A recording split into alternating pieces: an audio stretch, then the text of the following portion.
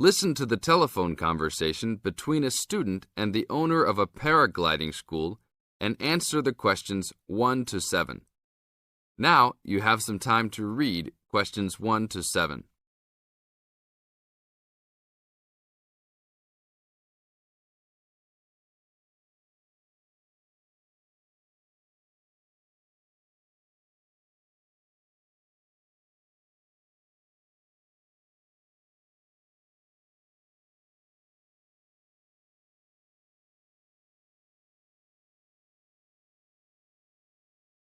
Hello, Paraglider's Paradise. How can I help you? Oh, hi. I'm interested in doing a course in paragliding. Which course are you interested in? Well, I'm not sure. What's available? We've got the introductory course, which lasts for 2 days. Okay. Or there's the 4-day beginner's course. There's also the elementary pilot course, which takes 5 to 6 days depending on conditions. We might try the beginner's course. What sort of prices are we looking at? The introductory is $190. The beginner's course, which is what you'd probably be looking at, is $320. No, sorry, $330. It's just gone up. And the pilot course is $430. Right. And you also have to become a member of our club so that you're insured. That'll cost you $12 a day. Everyone has to take out insurance, you see. Does that cover me if I break a leg? No, I'm afraid not. It's only third party and covers you against damage to other people or their belongings, but not theft or injury. You would need to take out your own personal accident insurance. I see. And what's the best way to get to your place? By public transport, or could we come by bike? We're pretty keen cyclists. It's difficult by public transport, although there is a bus from Newcastle. Most people get here by car, though, because we're a little off the beaten track. But you could ride here, okay? I'll send you a map. Just let me take down a few details. What's your name? Maria Gentle. And your address, Maria? Well, I'm a student staying with a family in Newcastle. So it's care of... Care of Mr. and Mrs. MacDonald. Like the hamburgers? Yes, exactly. MacDonald. The post office box address is probably best. It's P.O. Box 2492, Newcastle. Is there a fax number there? Because I could fax you the information. Yes, actually there is. It's 0249. That is for Newcastle. And then 760412. Okay. Now, if you decide to do one of our courses, you'll need to book in advance and to pay when you book. How would you be paying? By credit card, if that's okay. Do you take Visa? Yes, fine. We take all major cards, including Visa, Master and American Express. Okay then. Thanks very much.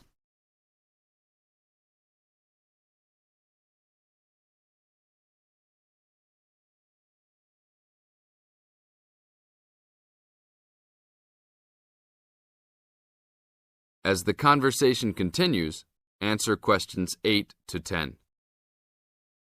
Hi, Pauline. Hi, Maria. What's that you're reading? Just some information from a paragliding school. It looks really good fun. Do you fancy a go at paragliding? Sure. Do you have to buy lots of equipment and stuff? Not really. The school provides the equipment, but we'd have to take a few things along. Such as?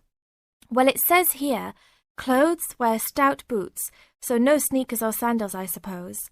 And clothes suitable for an active day in the hills, preferably a long-sleeve t-shirt. That's probably in case you land in the stinging nettles. It also says we should bring a packed lunch. We do not recommend soft drinks or flasks of coffee. Water is really the best thing to drink. We'd also need to bring suntan lotion and something to protect your head from the sun. Okay, that sounds reasonable. And where would we stay? Well, look, they seem to operate a campsite too, because it says here that it's only $10 a day to pitch a tent. That'd be fine, wouldn't it? And that way we'd save quite a bit, because even a cheap hotel would cost money. Or perhaps we could stay in a bed and breakfast nearby. It gives a couple of names here we could ring. I think I might prefer that. Hotels and youth hostels would all be miles away from the farm, and I don't fancy a caravan. No, I agree. But let's take a tent and pray for good weather. Okay, let's do it. What about next weekend? No, I can't. I'm going on a geography field trip. And then it's the weekend before exams and I really need to study. Okay then, let's make it the one after the exams. Fine. We'll need a break by then. Can you ring and... This is the end of Section 1. You now have half a minute to check your answers.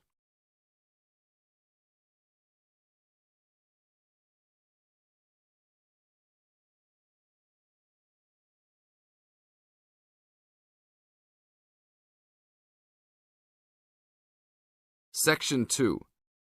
You are going to hear an interviewer who is interviewing Alan. He made a great discovery of Mungo National Park. First look at questions 11 to 15.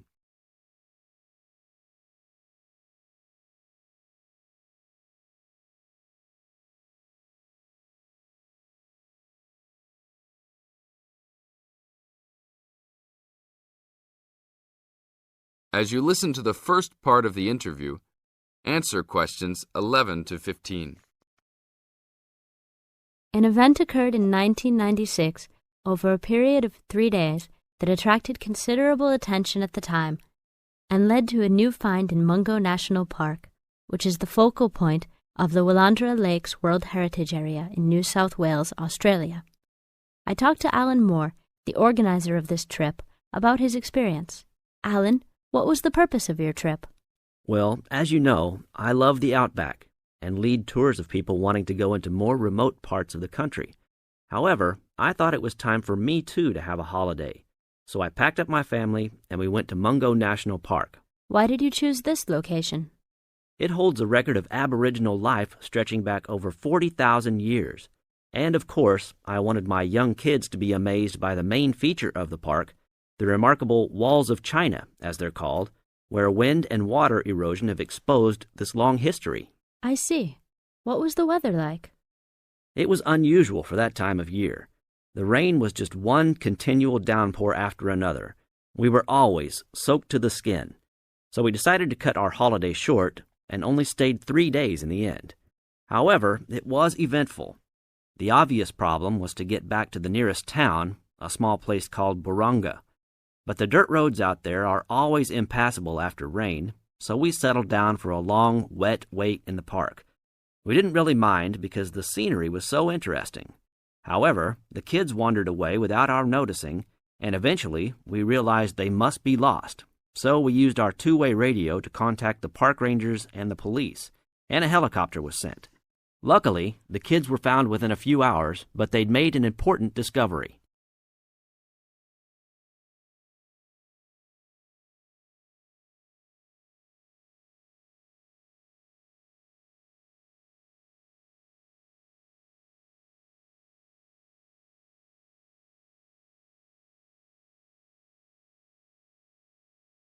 As the talk continues, answer questions 16 to 20. So, the trip was also eventful for another reason, wasn't it? Yes. They led us to some ancient Aboriginal art. The kids had taken shelter in a very small, low cave that was difficult to see from the outside. We were lucky to have another family camping in our location. When they heard us calling the kids, they immediately helped us search for them, and as the hours went by, they also provided us with much-needed support and encouragement. We really appreciated their help, and as we were already soaked through after looking for the kids for a couple of hours, they even made sure we had enough dry clothes to wear. The park ranger managed to get through to us to lead the search, and when the helicopter pilot notified us by two-way radio that he'd seen the children but was unable to land nearby, we were able to eventually find them very excited about what was in their little cave. And what did you think of their cave? Well, after squeezing in, I must say I was impressed, and managed to take a few photos of it before we left. There were many faint markings and dots on the wall. It was difficult to tell what they represented because they were so small, but people from the museum who have since visited there said the markings were similar to some other findings in the area, and later confirmed they were very old. Although it's now a protected site, the children like to call it their cave, and are allowed to visit it when a ranger can go with them. Thank you, Alan. If you go to Mungo National Park, you can see the entrance to the cave and some of Alan's photos at the ranger's station. Alan continues to lead tour groups in the Outback, and if you want further information... This is the end of Section 2. Now you have half a minute to check your answers.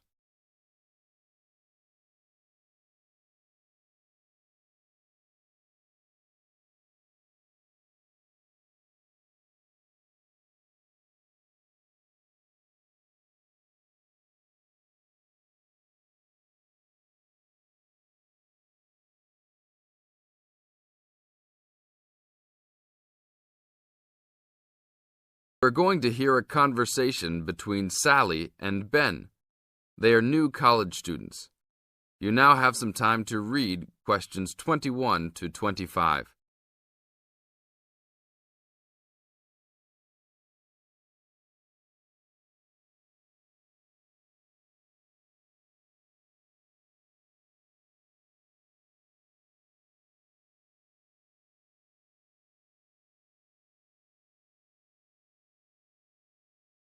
Now, listen to the first part of the conversation and answer questions 21 to 25. Hi, Ben. Sally. How are you? Fine. I wondered if I'd run into you. When did you get here? I only arrived last night, just in time. I prefer to travel on Sundays to miss the working rush. I suppose you arrived in plenty of time.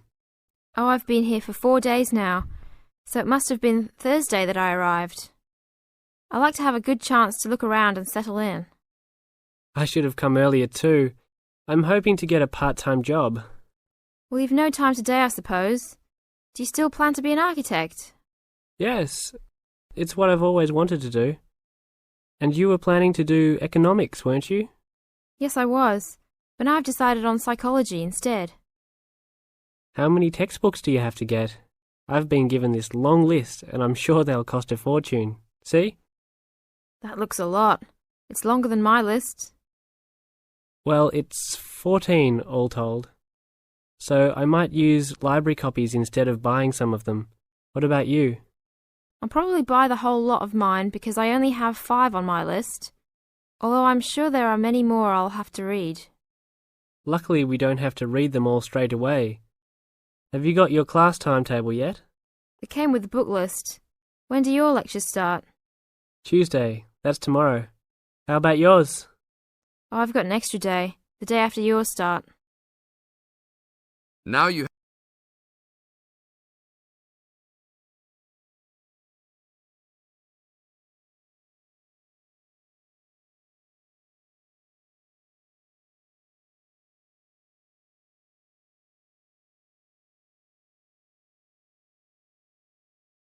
As the conversation continues, they are talking about their new college life. Listen carefully and answer questions 26 to 30. It's nothing like school, is it? Not so far, and the lectures will certainly be different. Do you have any special approach for keeping up with lectures and the amount we have to read? Well, I usually try to read every word in a book, in case I miss something important. So I suppose I'll try to write down every word of the lecture if I can. Oh, I couldn't do that. I'd get cramp in my fingers, and I wouldn't really hear what was being said.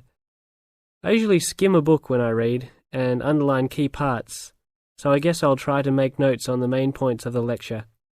Have you thought of using a cassette recorder? You mean to record the lecture? Yep. Then you could make really good notes. Is it allowed? I think so. It must be. Plenty of people seem to do it. It has to be better than trying to write every word as you listen. Anyway, what's your first lecture about? Oh, it's on the Industrial Revolution. The Industrial Revolution? Sounds boring to me. Not really. It made a big difference to everything, including architecture eventually. So what's your first lecture about? It's about what separates humans from other animals. Okay. Look, I was on my way to the library to check out some of these books on my list. I have a tutorial paper to give in a couple of weeks. Oh, what's the topic? Well, I think our lecturer must have trouble thinking up topics. The topic is, why study architecture? I don't know. It could give you a chance to set out what you want to do. I guess so. Have you been given any tutorials to do yet? Yes, mine is called Needs for Sleep. Sounds almost as interesting as mine. This is the end of Section 3. You now have half a minute to check your answers.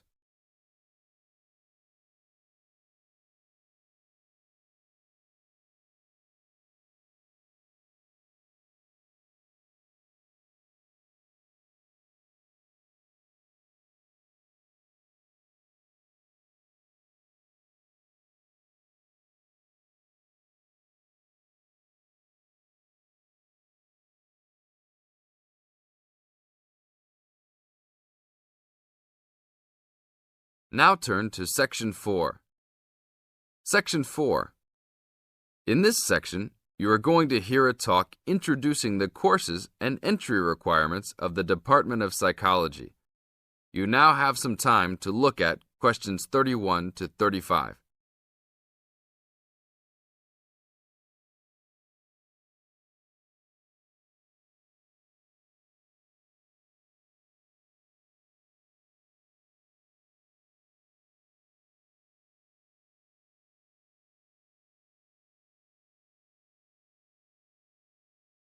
Now listen to the first part of the talk and answer questions 31 to 35.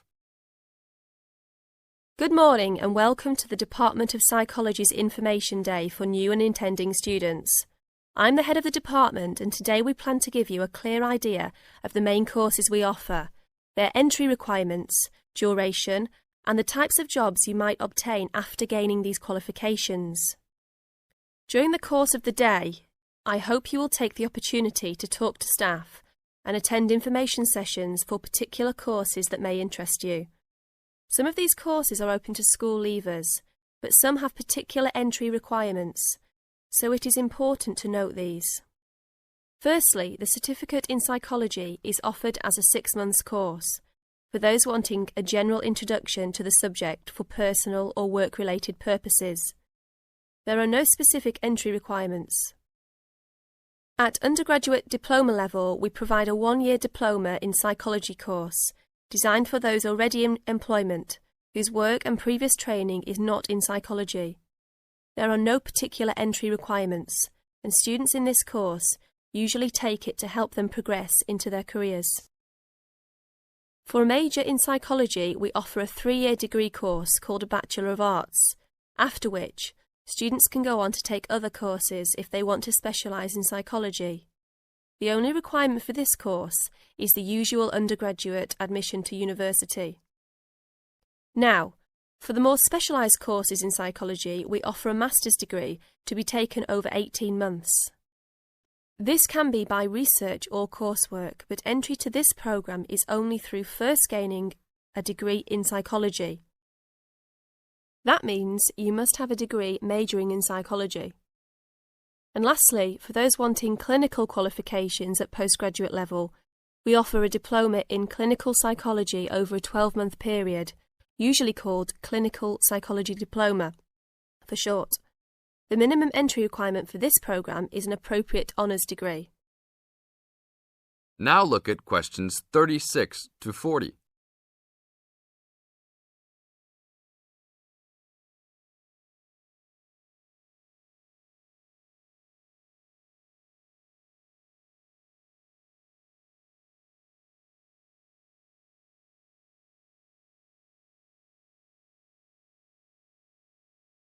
Listen carefully and answer questions 36 to 40. Now, it's also important that you have some understanding of the types of work these courses can prepare you for, and it's useful to know the relationship between the work you might do after you complete the course and the work of others who have studied different courses in psychology. As I said before, the Certificate in Psychology is for personal interest or possibly for work-related purposes, but doesn't qualify you in any particular way. Our students in this course can range from women who have stopped work to care for their children and the children have now commenced school, to the support staff in a specialised publishing company. They really vary a lot. The undergraduate diploma usually attracts people working in offices such as banks or in some government departments.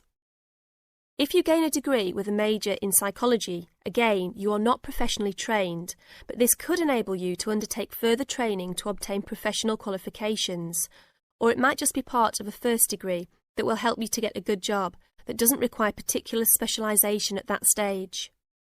After completing a master's degree, you would expect to have some specialisation, perhaps in research or on a particular aspect of psychology, such as child development. For those who also have a clinical diploma, there are a wide range of jobs available. Some focus on helping people with personal adjustment or family problems. Others might concentrate more on using psychological tests, or perhaps working in particular institutions, such as those for the mentally ill, or in prisons. There are many other job opportunities, so if you are interested to discuss possibilities with any of the staff today. This is the end of Section 4. You now have half a minute to check your answers.